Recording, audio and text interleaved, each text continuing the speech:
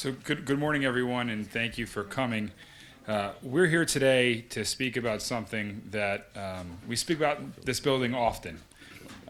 One is transparency in terms of how we conduct our business here in the legislature and what this one-party rule has done to transparency and working together in a bipartisan fashion.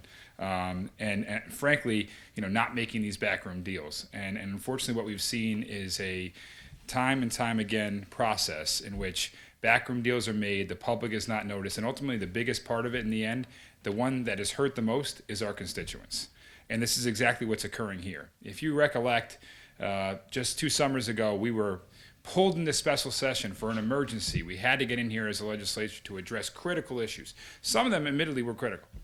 One of those critical bills that we had to vote on is changing the charter of RWA to allow Aquarion to be purchased by that agency. Why, we were not told.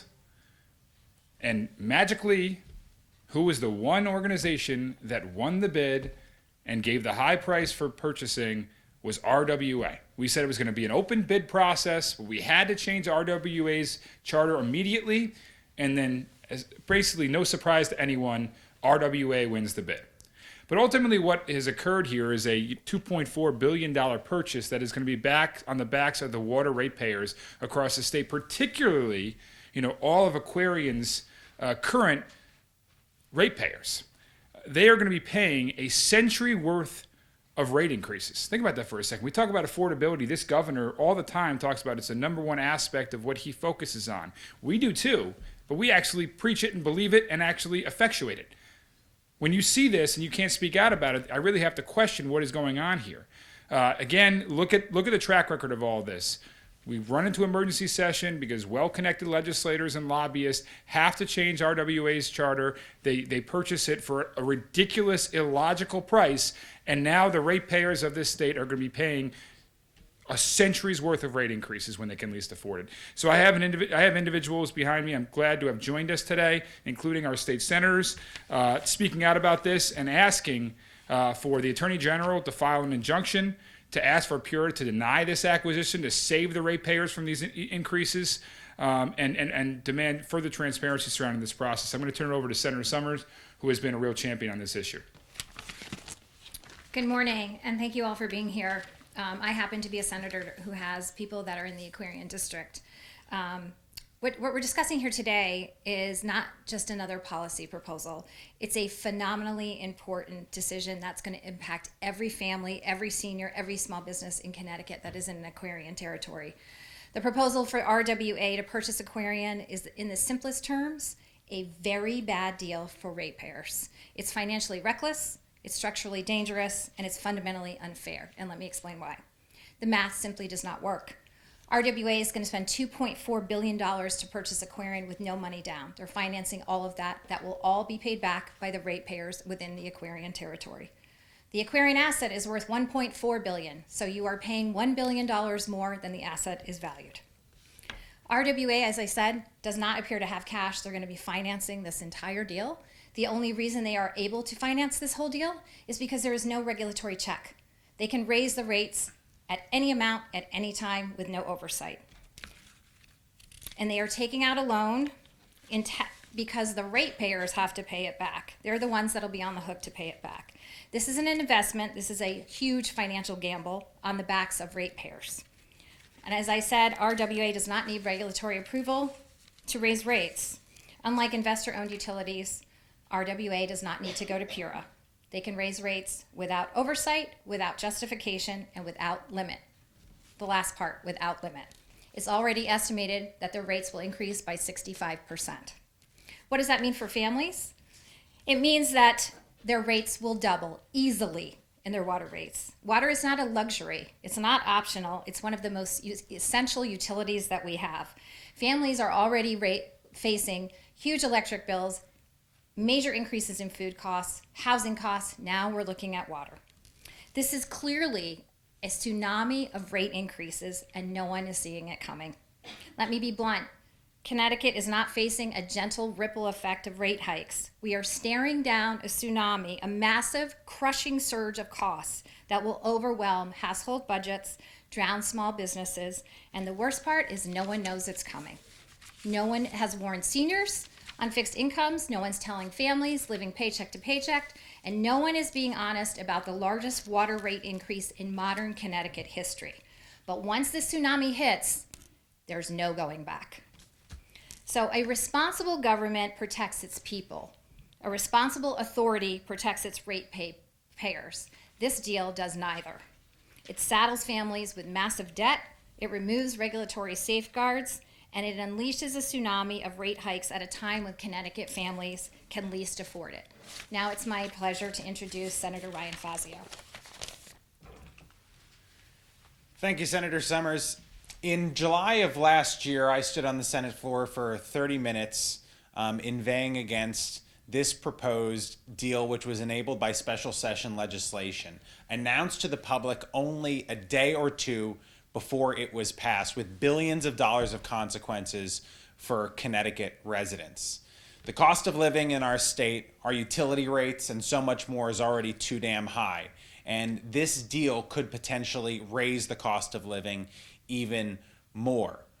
Consumers are staring down the barrel of hundreds of dollars in higher utility bills every single year if this transaction is finalized. We know that the regional water authority's cost structure is maybe 30% or higher than what Aquarion's current cost structure is. There's plans for a 65% rate increase according to filings in the next 10 years. In the previous 10 years, Aquarion customers have experienced an 8% rate increase compared to a 40% rate increase in the regional water authority region. And most importantly, Aquarion customers currently have a check from PURA, an independent and sophisticated regulator, to limit rate increases, as has been the case for years, decades in the past. And under this new structure, the hundreds of thousands of Aquarion households that will move to a new authority will not have the same protections, which I think some of our other speakers will discuss. It could place towns and property taxpayers in jeopardy, which Mayor Loretti could discuss as well. But most importantly, this process has been rotten from the beginning. I stood on the Senate floor and said, this proposal stinks. It hasn't had the light of day. It hasn't had public discussion. It hasn't had public hearings. And the more we learn, the more it does stink. And I fear that the cost of living, that our utility bills will only get higher in this state, and residents cannot afford it. So we are asking those who can to act in order to push the brakes on this proposed deal. Thank you. I'd like to introduce Senator Huang to give his take. Thank you, Senator Fazio, and thank you all for being here, the municipal leaders, council of government leaders, my fellow senators. I have the incredible privilege of representing many of the communities that will be dramatically affected, from Fairfield, Easton, Newtown, and Bethel. But for me, it's much more broad. It is an issue of governance. And it seems ironic that we're talking about two institutions that seems to betray the trust that people have placed in it, because they're essential parts. Government, in regards to how this bill was passed in the dark of night, in a special session without transparency and accountability, and also our utilities that are the monolithic, the entities that provide essential services but aren't always seem to be good community partners and transparent and accountable in how they do their business.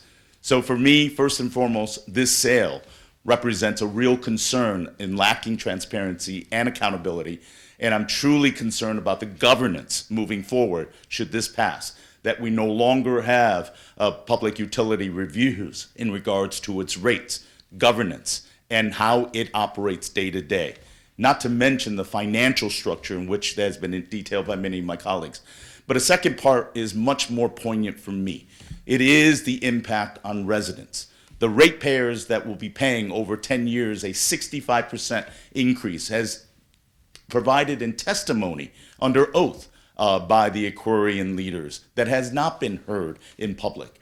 And secondly, the loss of tax revenue to our municipalities will translate into higher property taxes. I know we've heard about the issue of affordability, higher water rates, higher property tax rates. It has made our municipalities and the constituents we represent consider Connecticut unaffordable. But a third factor that isn't always mentioned is the fact of environmental sustainability. Water is one of the most precious commodity. It is essential to life. It is one of the pride and joys in our communities. But nevertheless, this regulatory change takes it out of the hand of stringent controls and insurance for sustainability, preservation, and ultimately safety.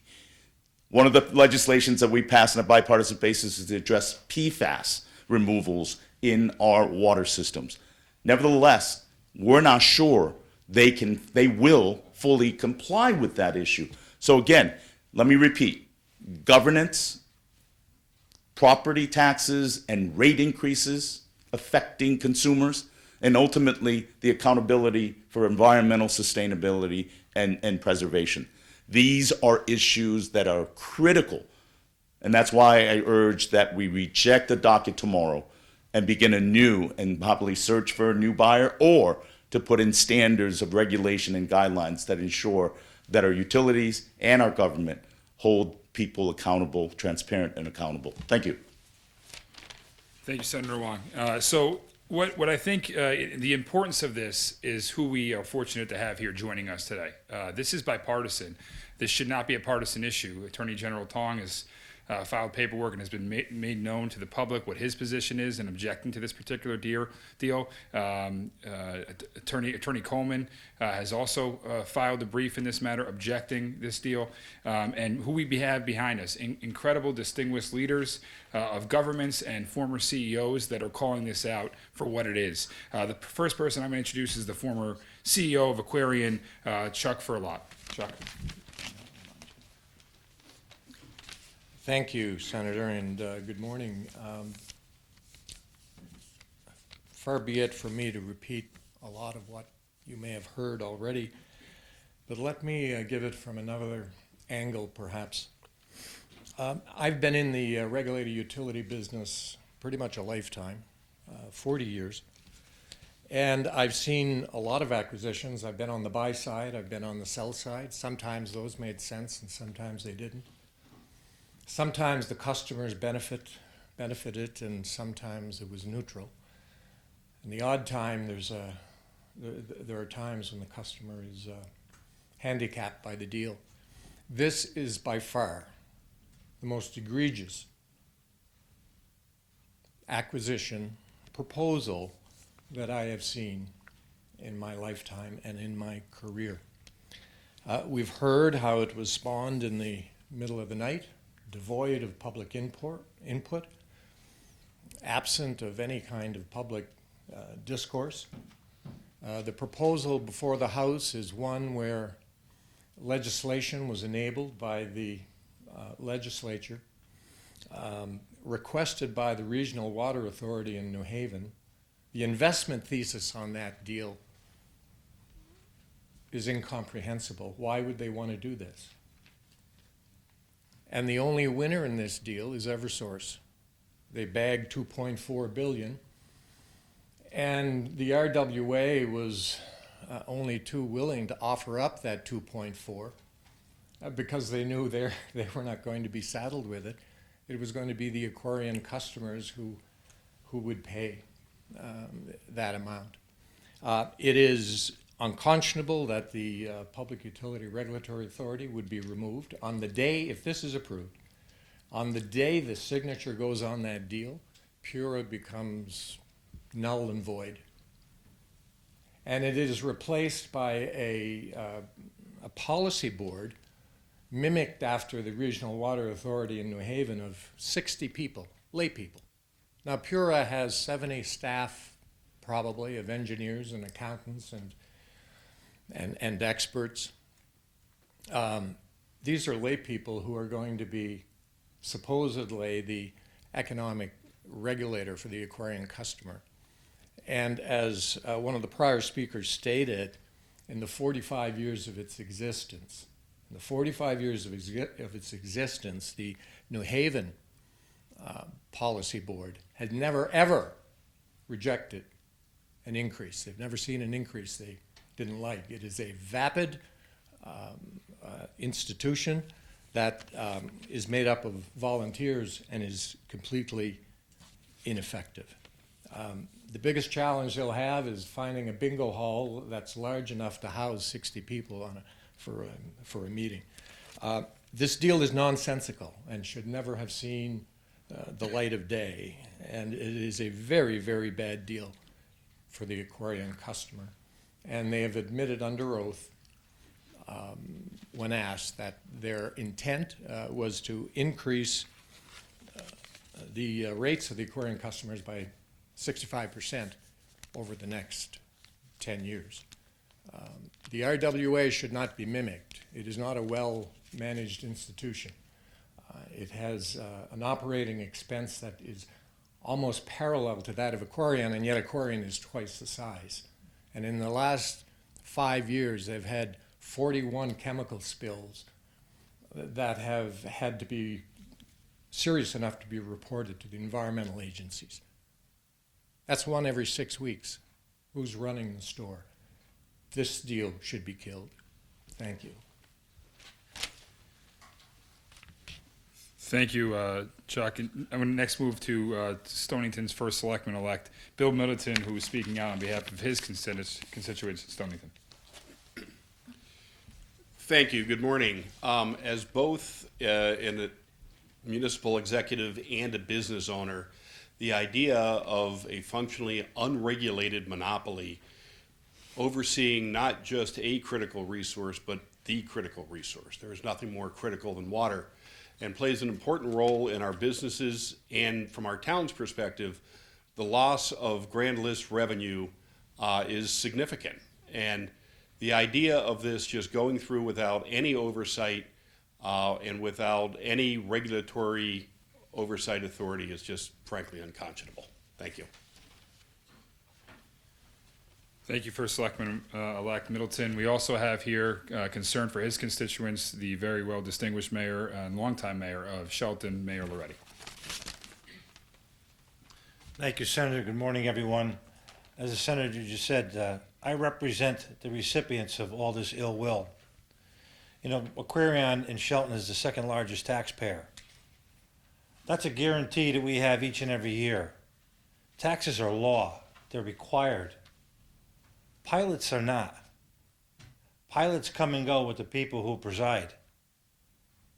And so when you look at the structure of this deal on its face, you got to say to yourself, who is the recipient? Who benefits? You know, the second thing that people should be concerned about is that Aquarion is the largest privately held landowner in the state of Connecticut. And what guarantee will we have that those lands will remain in their natural state to provide buffers for the watershed and things of that nature, as opposed to selling land off to pay down the debt? And so if you're me, you're saying, hey, where are the guardrails? Remember that phrase?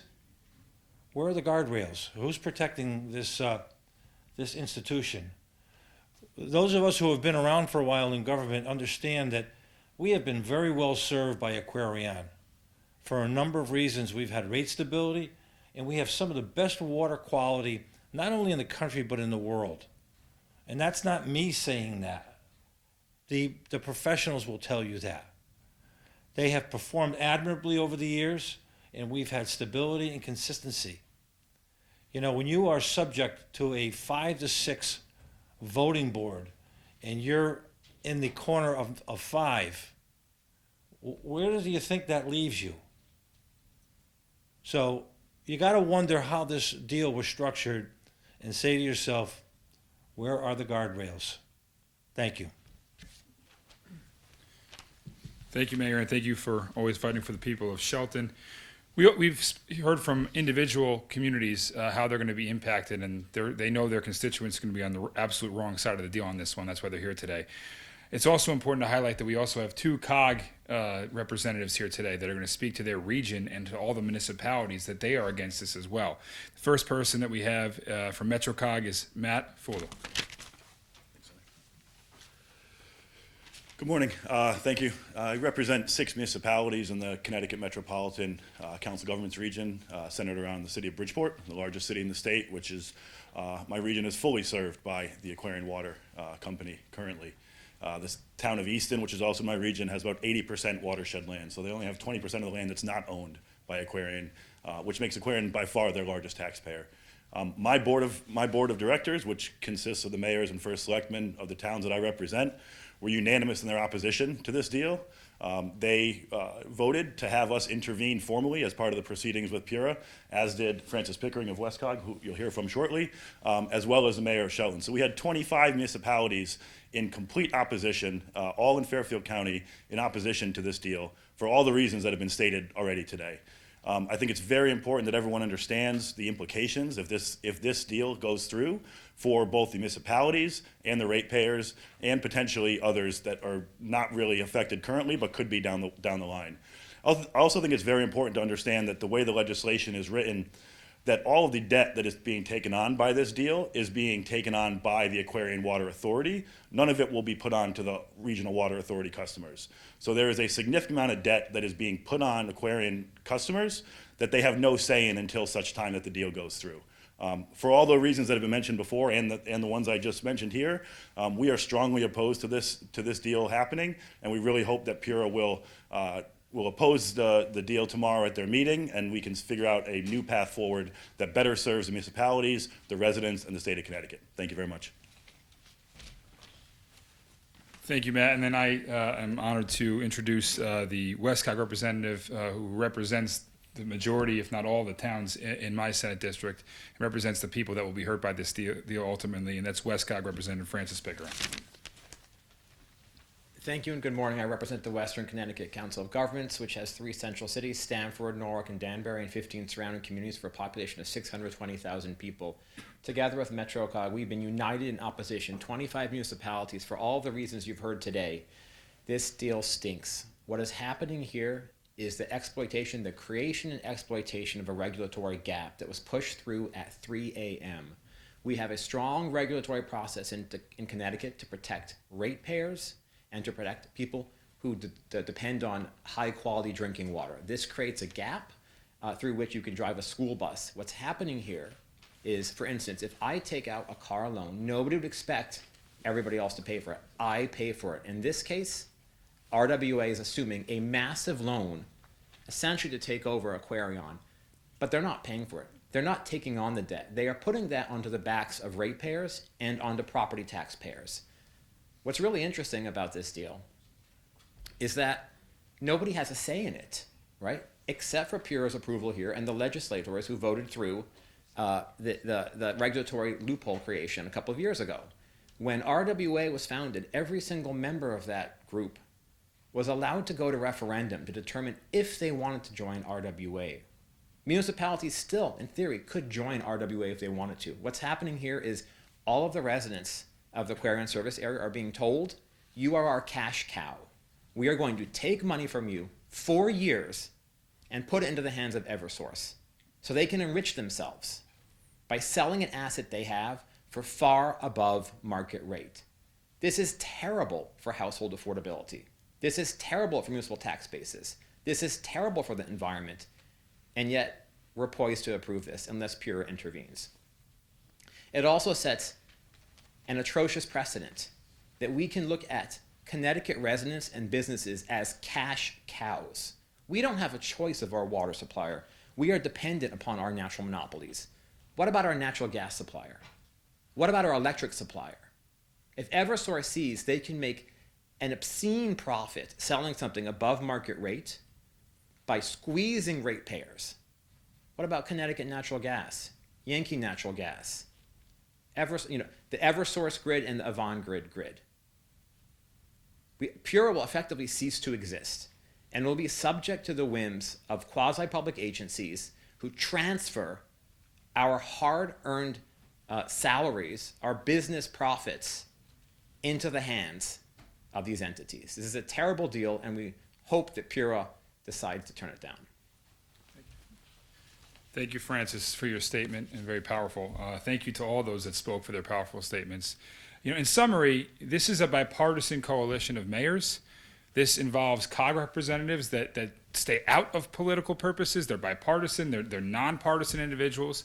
We have an attorney general publicly speaking out against this deal who's a Democrat. We have the OCC council publicly speaking out against this deal. And now you have the Senate Republican caucus standing here saying this is a raw deal for the people of this state.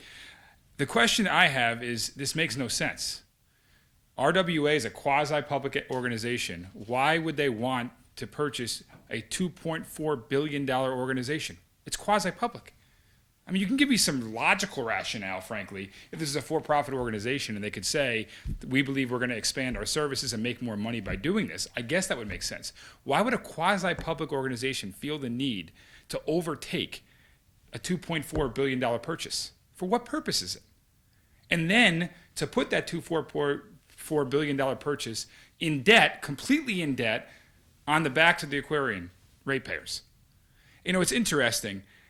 I've spoken about a bipartisan coalition that's spoken out against this. You had a governor that announced re-election a couple of days ago. He said his focus was affordability. I think that was in his campaign ad. Where is he? Where has he been? His own attorney general, who's in his own party, has come out and said, no, this is terrible. His consumer council has come out and said, no, this is terrible. You have Republicans standing here saying, no, this is terrible. You have a bipartisan coalition of mayors and COGs saying, no, this is terrible. Someone turn on his alarm. Wake up. Say something. He's got no ideas. And he says his campaign is about affordability. Give me a break. This is going to put a century worth of double payments for water rates. Arguably the most critical thing you're going to receive in your household, and the governor's got nothing to say about it? Maybe someone should ask him today. This could be tragic for communities throughout our state and for the hardworking people of this state who are overtaxed and feed to begin with. No wonder we're the third highest, most unaffordable state in the country. Our governor doesn't even have anything to say about this. So with that, I'm happy to leave it up to questions.